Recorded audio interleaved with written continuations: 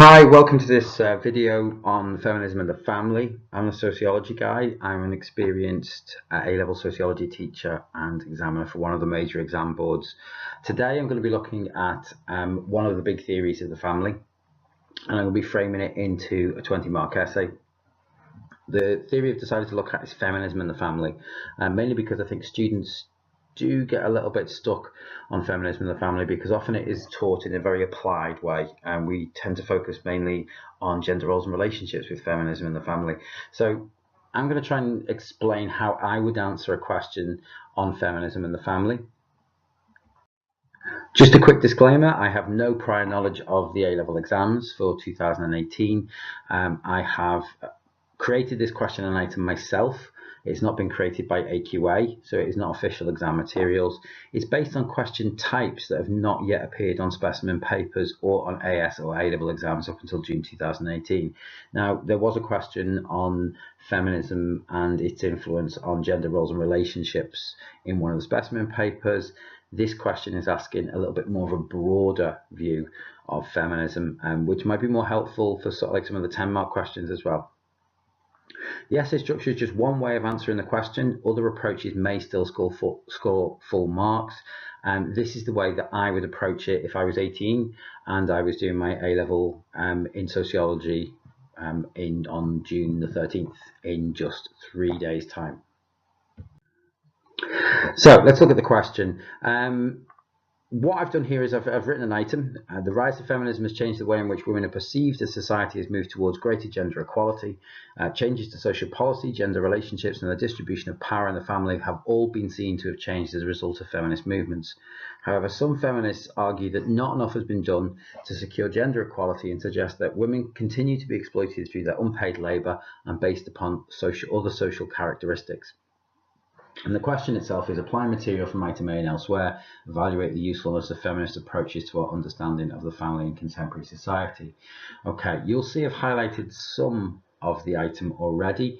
Society has moved towards greater gender equality, a little bit of a hint at liberal feminism there. Changes to social policy, again, liberal feminism.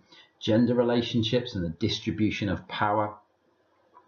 All of these tend to focus on sort of like this liberal feminist argument that we've moved towards greater equality. I am going to throw some other bits of theory in as evaluation and to back up some of the things I'm saying as well.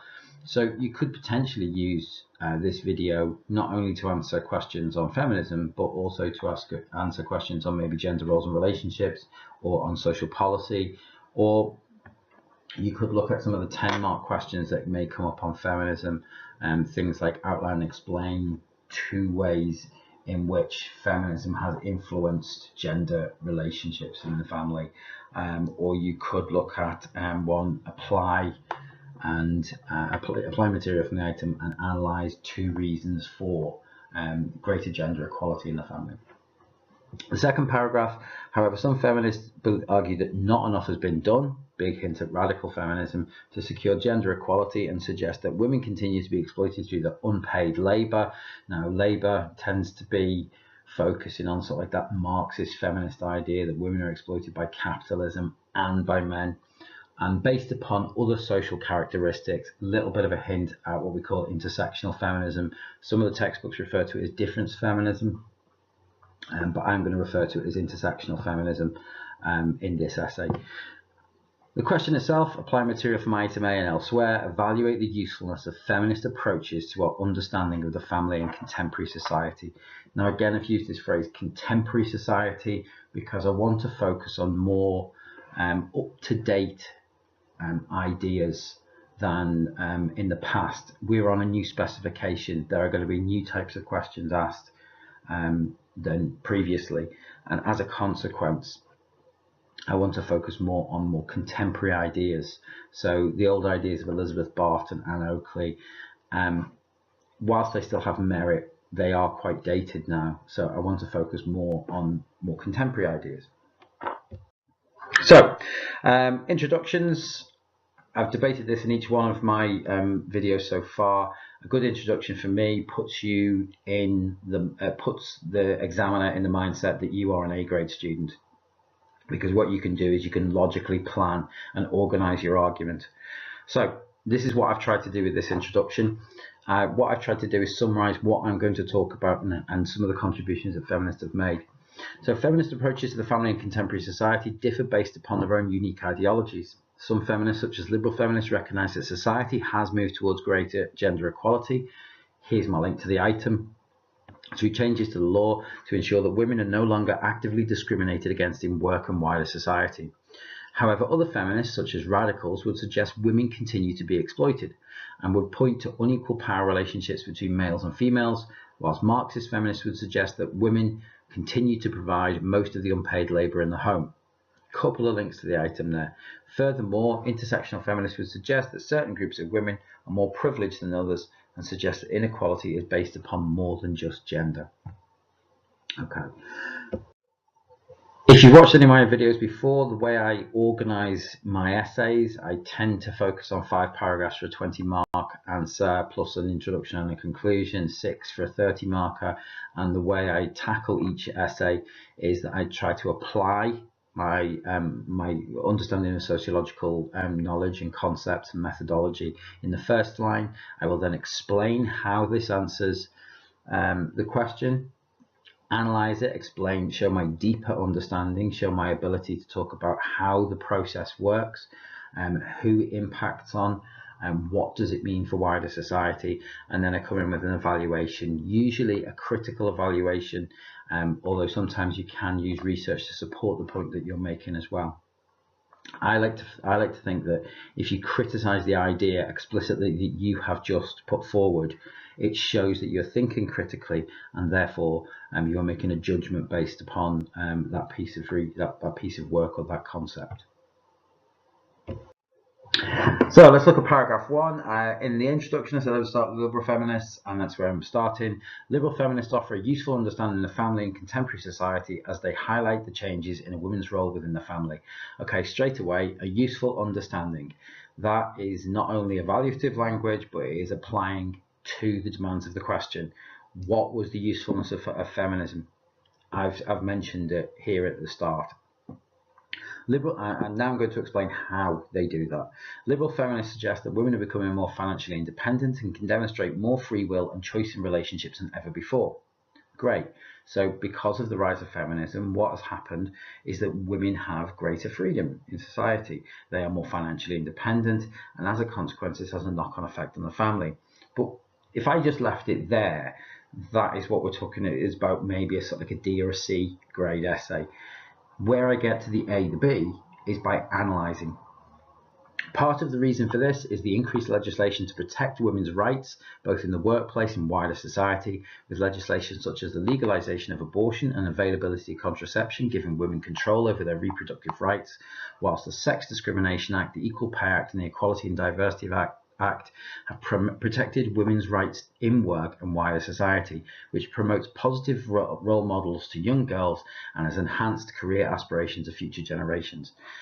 Okay, in that paragraph, not only have I mentioned some specific examples which shows that I really understand how the work of liberal feminism, I've also talked about the impact of liberal feminism and how it has created positive role models for girls. A little bit of a synoptic link to education, but what it has done is it has shown the examiner that I really understand how much liberal feminism has contributed towards the change in gender roles in society. For an evaluation, I've gone with a criticism. However, critics of liberal feminism have suggested it has not gone far enough in securing true equality between males and females. The gender pay gap is currently 13% between males and females, while some policies such as shared maternity and paternity leave have been seen to be promoting equality. The uptake of such policies is low, and expectations upon women to work and look after their children create further inequality in society. Furthermore, it can be argued that just because legislation exists to address inequality, it doesn't mean that it has been eradicated. Laws around gender equality exist because of the prevalence of sexist attitudes within society. Okay, so what I think there is that's quite a sophisticated analysis, stating that we need to have policies to protect gender equality because there are lots of people who want to attack it. And in recent times, we have seen these movements We've seen the kind of movements that are linked in with what we call the alt-right, of men's rights, suggesting that sort of like there shouldn't be this disparity between males and females, and that actually by promoting female equality, what we're doing is we're undermining men's rights. So we have seen this happen in society. The gender pay gap, of course, there's been a lot of stuff about the gender pay gap recently in the news. Companies like Misguided, who have a 71% gender pay gap between males and females who work for them, shows the level of inequality that there is in society still. So this paragraph summarizes the idea that liberal feminists might have taken gender equality so far, but there is still a long way to go. And this is a point that would be argued by radical feminists. So looking at paragraph 2, this is where I introduce them. A further approach to examining the role of the family is that of radical feminists. They suggest that the family is an inherently patriarchal institution that benefits males only. Okay, again, applied specifically to the question. Okay. The next part is me explaining how they do that. Radical feminists suggest that that marriage is a prison for women due to the exploitative nature of gender relationships, and some advocate extreme measures such as female-only communes to counter male dominance of the family. Now I've got to analyse it. I've got to show a deeper understanding. I've got to show that I really kind of get what radical feminists have contributed towards our understanding of gender roles in the family. Furthermore, they have contributed to an understanding of the power imbalance between males and females, explicitly focusing on domestic violence in the family. Suggestions that 1 in 3 women will be subjected to physical, psychological, financial, or sexual violence from their partner highlight the inequalities that exist in the family. And then I'm going to use a bit of research. Dobash and Dobash see this is occurring due to the challenges to a male's authority from what he sees as a subservient partner.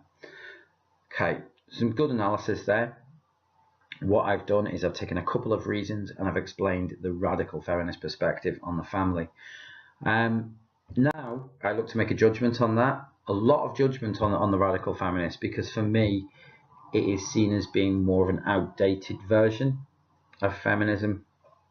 It is has very negative connotations in the press, so I would look at sort of like radical feminism as being quite stoic, quite fixed. It has not really evolved the way sort of like something like liberal feminism or postmodern feminism has. However, the radical feminist approach fails to recognise the progress that women's equality has made over the past 50 years and is pessimistic and overgeneralises the attitudes of males. They dismiss the notion of the new man that has evolved over the past 20 years and focus instead on traditional ideas of patriarchy.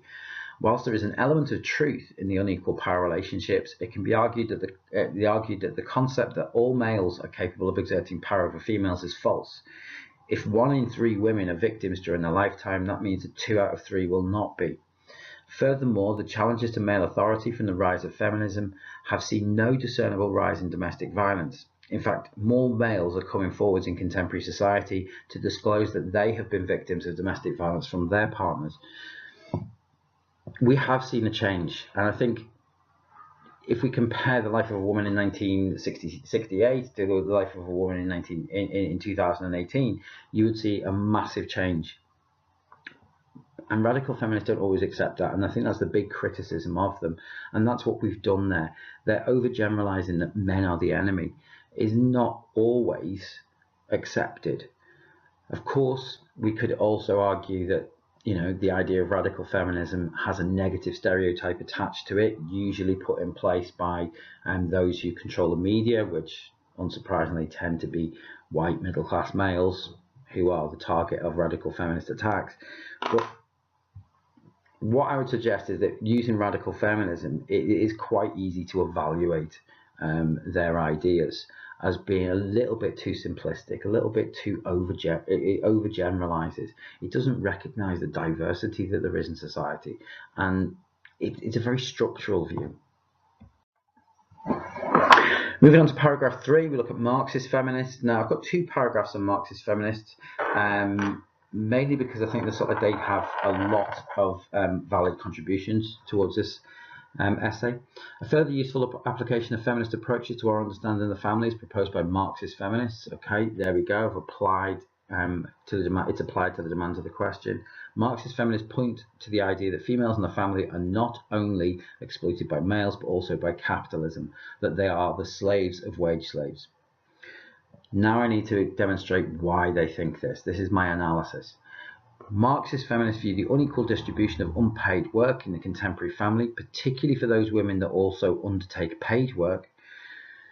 They suggest that women have a dual burden of paid employment, housework and childcare, whilst others have taken this further and suggested that women are also responsible for the emotional work in the family, particularly in relation to children and elderly relatives. What I'm mentioning here is the triple shift. This exploitation has remained despite the increase of women in paid employment and demonstrated the extent to which both capitalism and the patriarchy see women as subordinate to men. Okay. For me, it's a nice piece of analysis. It's starting to make it's starting to move in towards evaluation towards the end, where you're using language like, this demonstrates the extent to which capitalism and patriarchy see women as subordinate to men. But again, we need to criticize it.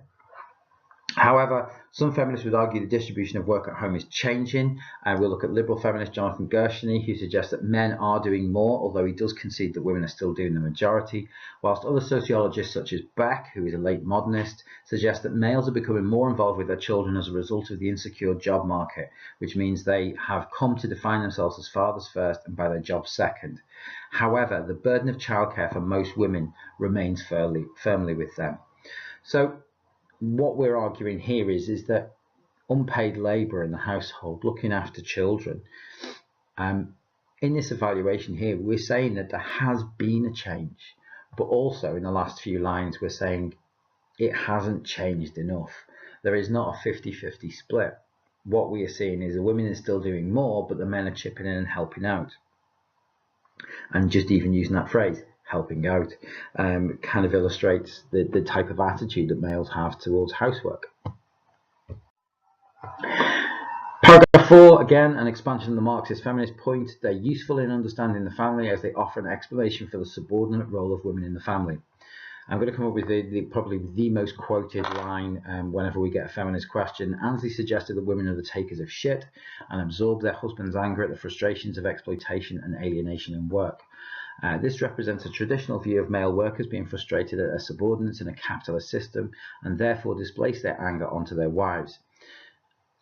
In my analysis, what I'm going to do is going to support this with some traditional Marxist ideas. Similarly to Zaretsky's idea of a safe haven, women are expected to absorb this anger and ensure that males return to work feeling refreshed and replenished.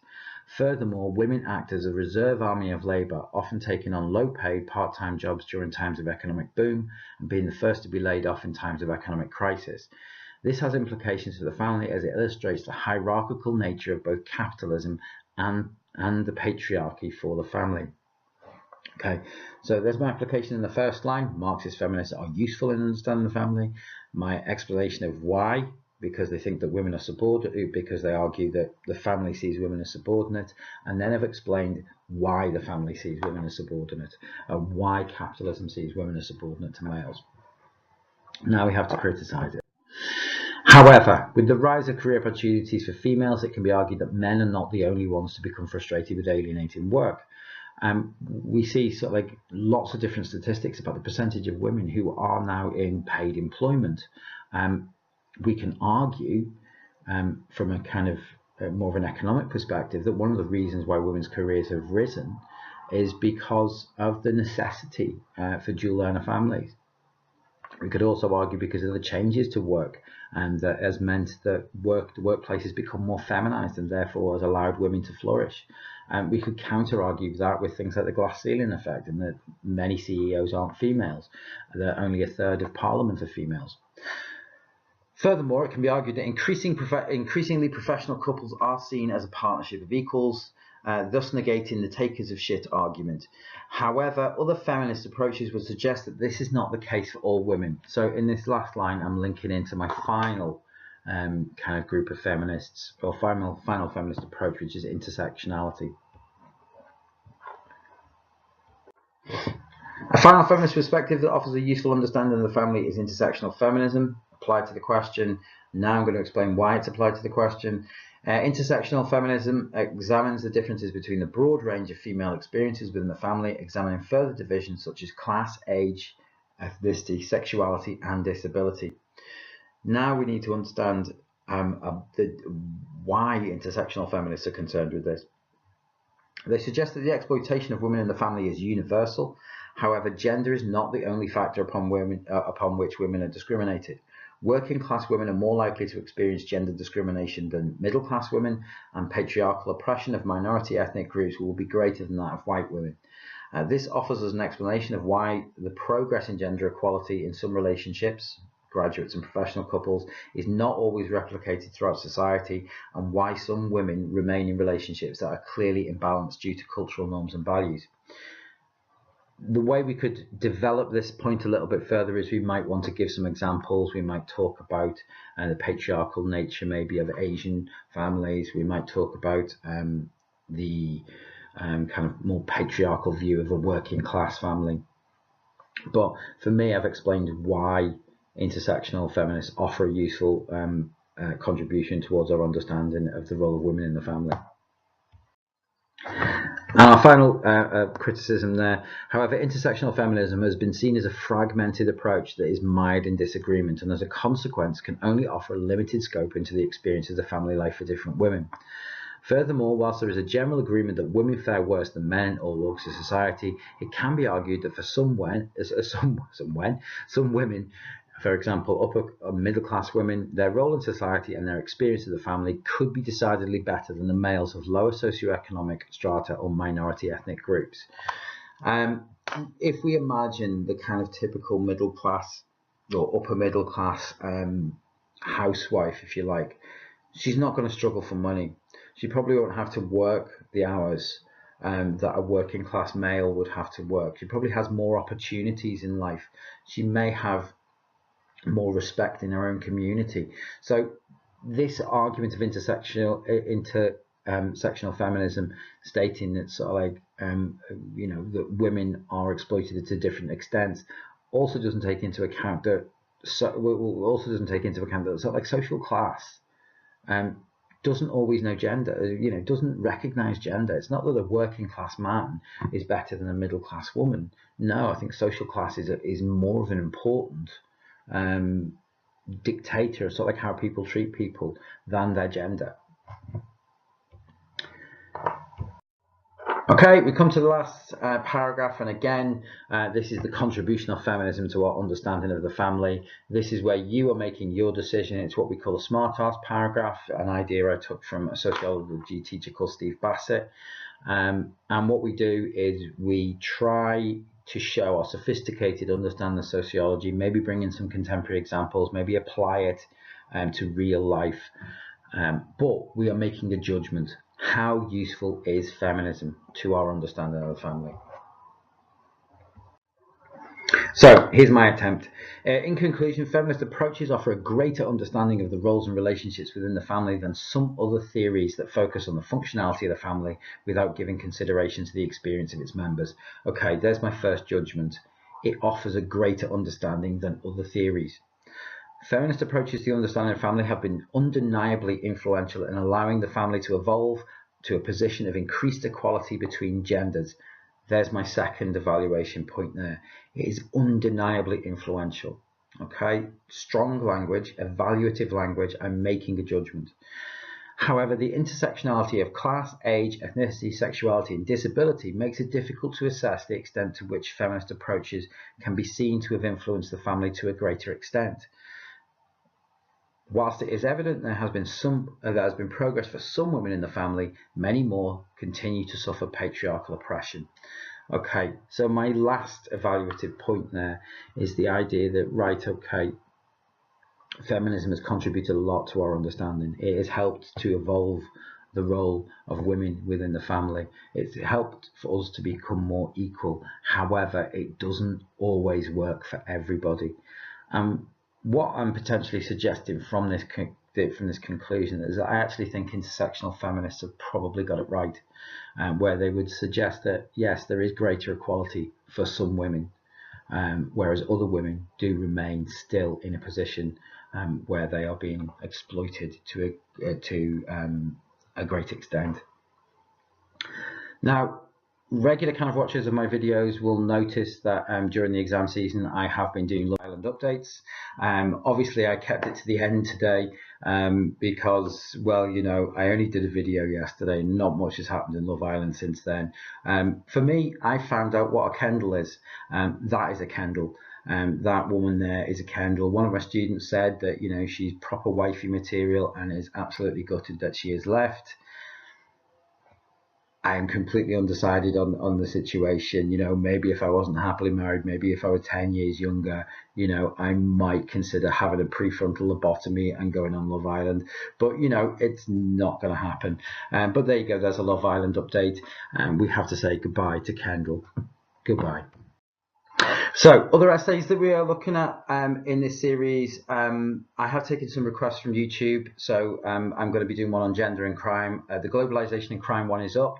Postmodernity in the family, we've already looked at as well. Impact of globalization on the family is the next on my agenda. Marxism and crime we're going to look at. Media and crime I've already got up there as well. Feminism and society, which is a little bit like this essay, but for the 20-mark theory and methods.